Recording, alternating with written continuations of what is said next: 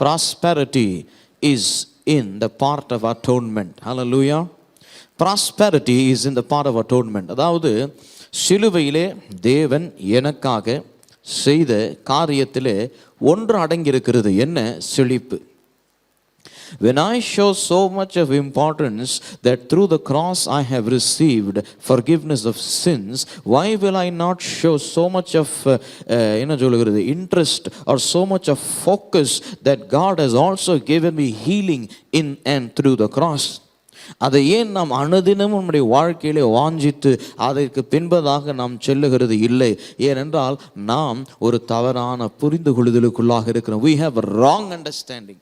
ஒரு தவறான புரிந்து கொள்ளுதல் இருக்கிறது. இதுதான் நமக்கு, இந்த பூமியில் எனக்கு வியாதி உண்டு, இந்த பூமியில் எனக்கு வறுமை உண்டு, இப்படி தான் இந்த பூமி இருக்குது, இப்படி தான் நான் இருக்க போகிறேன். இயேசு சொன்னார் உபத்திரவங்கள் இருக்குது, திடன் கொள்ளுங்கள், நான் ஜெயித்தேன். அதை எது கனெக்ட் பண்ணிக்கிறாங்க? அல்லேலூயா. தவறான புரிந்து கொள்ளுதல், வேதத்தை தவறாக புரிஞ்சுக்கிறது. வேதத்தை பகுத்தறிகிறதுக்கே ஒரு கோர்ஸ் வச்சுருக்கிறாங்க. அல்லேலூயா. இந்த பைபிளை சரியாக படிக்கிறதுக்கே ஒரு கோர்ஸ் இருக்குது. அப்போ யோசித்து பாருங்கள், வேதத்தை சரியாக படித்து புரிந்து கொள்வது மிக அவசியம். வேதத்தை படிக்கிறது எவ்வளோ அவசியமோ சரியான விதத்திலே புரிஞ்சுக்கணும். தப்பாக புரிஞ்சுக்கணுங்க வச்சுக்கோங்க, உங்கள் வாழ்க்கையெல்லாம் வாழ்ந்துடுவீங்க வசனத்தை கொண்டு. வசனம் உங்களுக்கு கிரியை செய்யும், ஆனால் முழுமையை நீங்கள் பெறாமல் போயிடுவீங்க. அப்போ சரியாக அதை பகுத்தறிஞ்சு அதை படிக்கணும். சரியாக அதை டிசைன் பண்ணி இந்த வசனத்தோடு நாம் என்ன பண்ண கனெக்ட் செய்யணும். அல்லேலூயா. அப்படி செய்யும் பொழுது இதில் சகல நன்மையை நாம் பெறுகிறோம். அப்போ வசனம் எனக்கு இன்றைக்கு ஒரு காரியத்தை சொல்லுகிறது. எனக்கு செழிப்பை தேவன் கொடுத்துருக்கிறாரு, அதை நான் அனுபவிப்பேன். அல்லேலூயா. உடனே சத்துரு ஒரு யோசனையை கொண்டு வந்துடுவான். என்ன யோசனை? பணம் பிசாசு கொடுக்கறது. அந்த யோசனை நீங்கள் எப்படி டீல் பண்ணுவீங்க? இப்போ நான் கேட்குறேன், இப்போ நான் பிரசங்கம் பண்ணுறேன், prosperity is in the gospel and it is the part of atonement. இப்படி நான் சொல்கிறேன். உடனே இந்த மீட்டிங் முடிகிறதுக்குள்ளாக, இல்லை மீட்டிங் முடிஞ்சு நீங்கள் வீட்டுக்கு போகிறப்போ உங்களுக்கு தாட் வந்துடும், இல்லையே பணம் பிசாசு கொடுக்கறது தானே, பணம் பொல்லாதது செய்யுமே, பணத்தினுடைய வேரில் தானே எல்லா தீமையும் இருக்கிறது. அப்படி ஒரு யோசனை தான். நீங்கள் என்ன சொல்லுவீங்க? திணறிடுவீங்க. அந்த சந்தேகத்திலேயே ஊறி என்ன இடம்? எப்படி பூரி எண்ணெயில் ஊறுதோ, இந்த சந்தேகம் உங்கள் மனதில் ஊறி செழிப்புக்கு நமக்கு சம்பந்தம் இல்லை, இது ஏதோ ஒரு தவறான போதனை என்று சொல்லி ஒதுக்கிடுவீங்க. புரியுதுங்களா? அப்போ முதல் நீங்கள் கன்வின்ஸ் ஆகணும். You have to be convinced that prosperity is God's will. Hallelujah. First convince முக்கியம். ஆமென். எனக்கு இல்லை கர்த்தாவே கொடுங்க, எனக்கு இல்லை கர்த்தாவே கொடுங்கன்றது ஒன்று. இது எனக்குரியது, இது எனக்கு கொடுக்கப்பட்டிருக்கிறது, இது என்னுடையதாக இருக்கிறது என்பது அப்ரோச் வேறு. அல்லேலூயா. என்னுடையது என்பது அப்ரோச் வேறு, எனக்கு கொடுங்காண்டவரே என்று சொல்றது அப்ரோச் வேறு.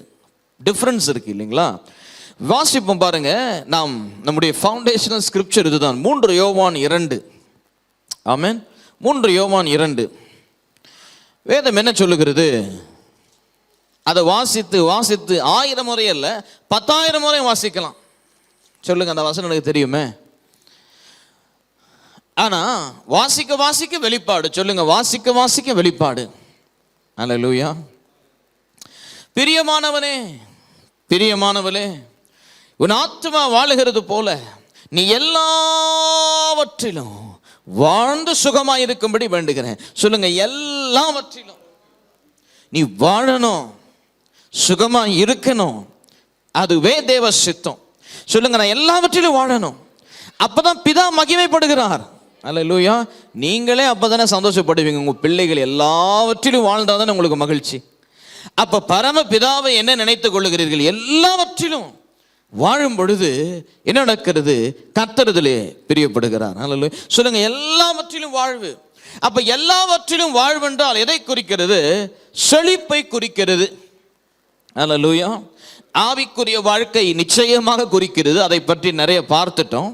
அடுத்தது பொருளாதார ஆசீர்வாதத்தையும் இது குறிக்கிறது. சரீர பிரகாரமான ஆசீர்வாதத்தையும் இது குறிக்கிறது. 3 காரியங்கள் இருக்கிறதுங்க. சொல்லுங்க, ஆவிக்குரிய ஆசீர்வாதம், சரீர பிரகாரமான ஆசீர்வாதம், பொருளாதார ஆசீர்வாதம். அந்த 3 இந்த வசனத்தில் இருக்கு. திருப்பி வாசிக்கிறேன். பிரியமானவனே, என் ஆத்துமா வாழுகிறதை போல, ஆத்துமா இங்கே ஆவி என்று சொல்லலாம், என் ஆவி வாழுகிறதை போல எல்லாவற்றிலும் வாழ்ந்து, அதாவது செழிப்பா இருந்து சுகமா இருக்கும்படி, சரீரத்திலே சுகத்தை பெற்றிருக்கும்படி வேண்டுகிறேன். அல்லேலூயா. அப்ப கர்த்தர் இந்த வசனத்தில் தெளிவா ஒன்று சொல்றாரு. He wants your spirit, your soul and your body to be enriched with the fullest blessing what he has given to you on the cross. Hallelujah. இப்ப உடனே வந்துட்டு நாம் நம்முடைய மனதில் ஒரு தீர்மானத்தை எடுக்கணும். ஆம், நான் எல்லாவற்றிலும் வாழ்ந்திருப்பது தான் தேவ சித்தம். அல்லேலூயா. நான் அதுல காம்ப்ரமைஸ் செய்ய மாட்டேன். இன்றைக்கு என் வாழ்க்கை இப்படி இருக்கிறது, இன்றைக்கு நான் கடனிலை இருக்கிறேன், இன்றைக்கு எனக்கு பற்றாக்குறை இருக்கிறது, இன்றைக்கு இடத்துல வேலை இல்லை, ஆனால் என் தேவனுடைய சித்தமோ நான் எல்லாவற்றிலும் வாழ்ந்து சுகமாய் இருக்க வேண்டும். அதுவே என் தேவனிலே விருப்பப்படுகிற ஒரு காரியமாய் இருக்கிறது. அப்ப நான் அதற்கு என்ன செய்யணும்?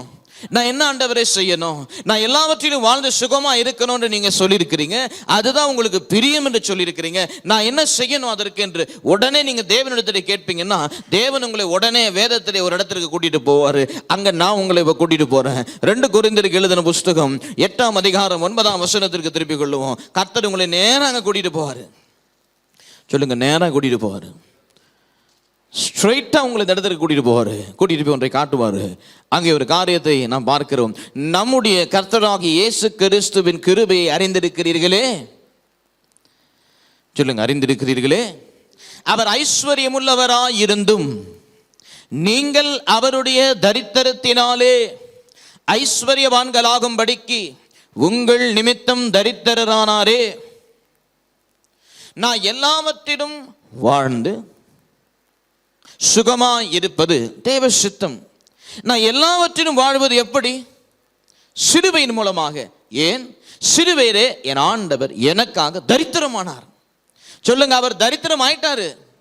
இனி ஆக போகிறதல்ல, நிர்வாணமாய் சிலுவையிலே தரித்திரமாக என் இயேசு கிறிஸ்து தொங்கினார், அடக்கம் பண்ணப்பட்டார், 3ஆம் நாள் உயிரோடு கூட எழுந்துட்டாரு. இன்றைக்கு நீங்கள் ஐஸ்வர்யமானாய் இருப்பது தேவ சித்தம். அல்லேலூயா. ஏனால் அது finished. உங்க poverty is taken care by Jesus on the cross. அதையும் முடிச்சிட்டாரு, அடக்கம் பண்ணப்பட்டாரு, பாதாளத்துக்கு போயிட்டாரு, எழுந்து பரமேறிட்டாரு.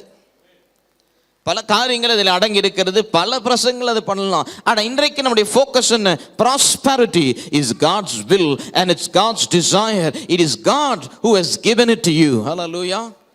Hallelujah. அப்ப இன்றைக்கு நீங்க சொல்ற, ஆண்டவரே நீங்க எனக்காய் தரித்திரம் ஆயிட்டீங்க, நான் ஐஸ்வர்யம், உங்கள் தரித்திரத்தின் நிமித்தம் ஐஸ்வர்யம் ஆகணும். டிஃபரன்ஸ் இருக்கு. இவர் பார்க்கிறார், ஆண்டவரே நான் தரித்திரத்தில் இருக்கிறது, என்னை உயர்த்தி வைங்கப்பா இவங்களை காட்டிலும். அது ஒரு ஜெபம். எவ்வளவு காலம்தான் எங்க உறவினர்கள் மத்தியிலே ஏளனமாக நாங்கள் தரித்திரத்திலே வாழ்ந்து இன்னொருத்தர்கிட்ட கை ஏந்தி வாழ்வது எவ்வளவு காலம்தான்? நான் வந்துட்டு இன்னொருத்தருக்கு கொடுத்து வாழணும். ஆண்டவரே என் ஆசீர்வதிங்க ஆண்டவரே. இது ஒரு ரகம். யாராவது உங்களுடைய வாழ்க்கையில இருதயத்தை தொட்டு சொல்லுங்க. ஏன் முன்னாடி இல்லை, ஆவியில. ஆமென். நீங்க சொல்லுங்க, உங்க இருதயத்தை தொட்டு உங்கள் தரித்திரத்தின் நிமித்தம் ஐஸ்வர்யமாக்குங்க. ஜெபம் பண்ணீங்களா? ஒருத்தராவது உங்களுடைய தரித்திரத்தின் நிமித்தம் என்னை ஐஸ்வர்யவான் ஆக்கிட்டீங்களே, என்ன அப்படி மாற்றுங்க ஆண்டவரே, இப்படி இந்த வசனத்தை கொண்டு ஜெபித்திருப்பீர்களா? எத்தனை நாட்கள் ஐஸ்வர்யத்திற்காக ஜெபிக்கிறீங்க? எத்தனை வாரங்கள், மாதங்கள், வருடங்கள் உபவாசித்து ஜெபித்து துதித்து கர்த்தர் சமூகத்தில் விசுவாச போராட்டத்தை போராடி என்னெல்லாம் செய்யறோம்? ஒரு நாளாவது 2 கொரிந்தியர் 8:9 திறந்து வச்சுக்கிட்டு உங்களுடைய தரித்திரத்தின் நிமித்தம் என்னை ஐஸ்வர்யவான் ஆக்கிடுங்க ஆண்டவரே ஜெபிச்சிருப்போமா? ஜெபித்ததில்லை. ஏன்னா நம்ம விசுவாசிக்கல. இது கர்த்தர் சித்தமா? Is prosperity God's will for me என்பது 100% தேவ சித்தமா என்பதில் நமக்கு சந்தேகம் இருக்கு. ஆகவேதான் ஆண்டவரே எனக்கு இதுக்கு பணம் கொடுங்க, ஆண்டவரே எனக்கு லோனு கொடுங்க, ஆண்டவரே எனக்கு ஸ்கூல் ஃபீஸ் கொடுங்க, ஆண்டவரே எனக்கு இது கொடுங்க அது கொடுங்கன்னு கேட்கணுமே தவிர, இப்படி ஜெபம் பண்ணா ஐஸ்வர்யம் உன் அண்டையிலே. சொல்லுங்க, ஐஸ்வர்யம் உன் அண்டையிலே வர வேண்டும் என்றால் வசனத்தின்படி கர்த்தருடைய சிலுவையிலே அவர் செய்த சிலுவையை கொண்டு நாம் என்ன பண்ணணும்? தேவ ஆசீர்வாதத்தை பெற்றுக்கொள்ளணும். சிலுவையின் மூலமாக தான் எல்லாம்.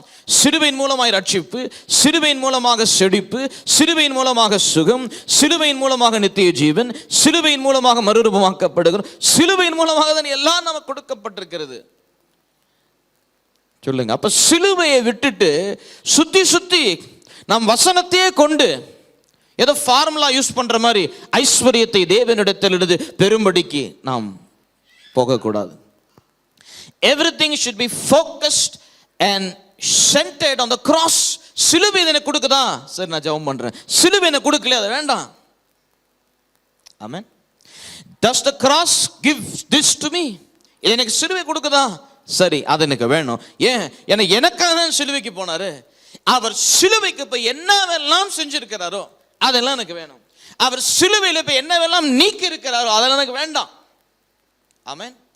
அப்ப அது வந்துட்டு எடுத்து நோட்டு போடணும் பாருங்க. அல்லேலூயா. உங்க மொபைலுடைய ஸ்கிரீன்ல இருக்கணும், உங்க வீட்டு கதவுல இருக்கணும், உங்க கார் டேஷ்போர்ட்ல இருக்கணும், உங்க சமையலறையில லிஸ்ட் இருக்கோ இல்லையோ அது இருக்கணும். சிலுவையில் எனக்கு என்ன தேவன் கொடுத்திருக்கிறாரு, சிலுவையில் என்ன தேவனை விட்டு எனக்கு வேண்டியது இல்லாதது தேவையில்லாத நீக்கி இருக்கிறார் என்பது இருக்கணும். அப்போ தெளிவா நீங்க புரிஞ்சுக்குவீங்க. செழிப்பு கொடுத்திருக்கிறாருங்க, சொல்லுங்க, செழிப்பு கொடுத்திருக்கிறாரு. அது எனக்குரியது, அது எனக்கு வர வேண்டும், அதை நான் பெற வேண்டும். அல்லேலூயா.